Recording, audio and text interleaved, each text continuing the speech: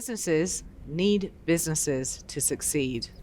To talk about that today, I'm with Tiffanie Stanard, founder and CEO of Stimulus Inc. Welcome, Tiffanie. Thank you Thank for you. joining us. Thank you so much for having me. Tiffanie, can you tell us why businesses need other businesses to succeed in today's environment? Yes, so as you're growing your business, so whether you're a small business, large business, you need other businesses, which you call vendors and suppliers, to really help you grow your business, whether you're producing a product, a physical product, a software product, or even producing services for companies. It's really important to have those businesses really amplify your work and help you build out your work. So whether they're on your payroll as a contractor or as a vendor or supplier, it's really important for you to understand that you need those businesses to really succeed in growing your business. Does that mean that you need to work on relationships? Always. Right. Right?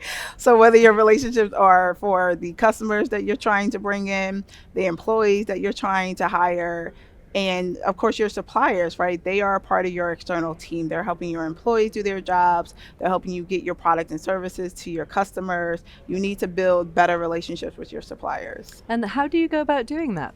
So many different ways. I always say, as you're thinking of relationships and as you're thinking of expanding your network, who's in your network, right? Looking at some of your customers, do they have businesses? You already have an initial relationship with them. Could they also be suppliers of yours? Could they also be vendors of yours? So starting within your own network first, looking at businesses that maybe are owned by colleagues and your friends, could they also be vendors and suppliers of yours? Looking at your initial contacts and people that you met throughout the years that can turn into pretty great businesses that you can work from and buy from. I know you're in the supply chain space in particular, and there's been a lot of increase in supply chain complexity, Yes. especially over the last few years. Can you give us some pointers about where you think that's going and how people should cope with complexity? Yeah, so much complexity in supply chain, and now it's the conversation to have over these last few years. Prior to this, nobody wanted to talk about supply chain. They didn't understand the terminology unless you were already in supply chain, and now you understand what it means to not have toilet paper or whatever it is that you're using within your home. So unfortunately, those complexities will continue because we were already kind of in that break of something big happening. So whether it was COVID or other things, we were not understanding and having visibility into our supply chain, specifically our suppliers. We were not understanding the importance of understanding your tier ones, your tier two, your tier three suppliers. Who are they working with? Who are they buying with? All of those different things. So those complexities will increase, unfortunately.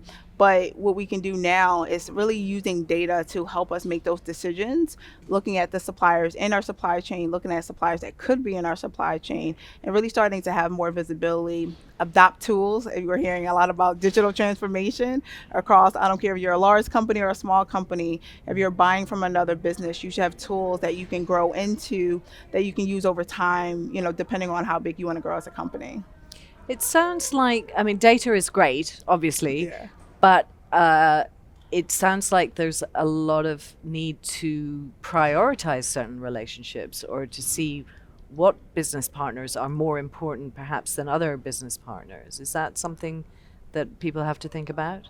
It is important to understand who benefits you and who do not benefit you as a supplier.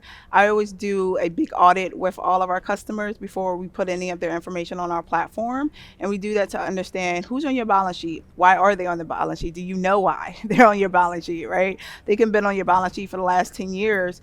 And it could just because you don't want to change out suppliers and you didn't really, determine if it's a product or service that's helping you save time and money. So we help them do that first. And then also look at suppliers that you may not have utilized yet, and they've been in your system for 5, 10 years and you're underutilizing them. So that's really important as well to understand all of the companies that benefit you, all of the companies that don't benefit you, so you can really focus on the relationships to grow going forward.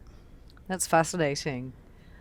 Tell me what role technology has in building better relationships between businesses. I feel like it has a lot to do with building better relationships with, suppliers, especially because it's really understanding that information that you initially have on a business, like starting the relationship off correctly with as much information as you can, because now a lot of the purchases are becoming digital. And it started to happen pre-COVID, but especially during COVID, where you may not have met them at a trade show. You may have found them online, maybe had a phone call, maybe had an email, a Zoom call, and you decided to buy their product or service. So we need to start normalizing that, hey, we may not actually physically meet these people in person, but there's a way to understand information about their companies, choose that company based upon data or based upon understanding if other people within our network, other relationship have utilized them and had a good experience.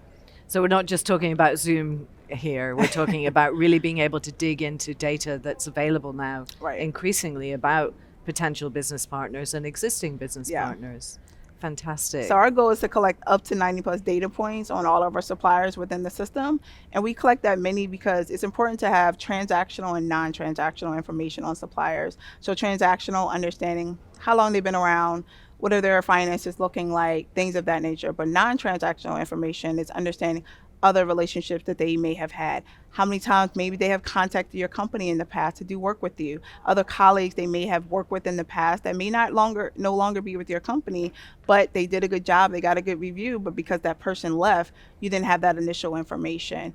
Understanding their board, understanding the employees that they have, all of those things that showcase, hey, they've been in this industry for a while. They may have just started this company, but they have 20 plus years of being in this industry before they even built the product. That's fascinating. Thank you so much. Would you like to tell us a little bit about Stimulus Inc., please? Yes, so Stimulus Inc. is a relationship intelligence SaaS platform that combines data insights, relationship building tools, and a proprietary score to really help companies make better purchasing decisions by utilizing that data to make a quicker decision when deciding to work with a supplier, and then quickly going from sourcing to matching real time. Who within your company is buying this, who within your company is buying this in the future, to not only stream time and save time for you as the buyer, but also saving time for that vendor so they're reaching out to you at the right time. Tiffanie, thank you for joining us. Thank you for having me.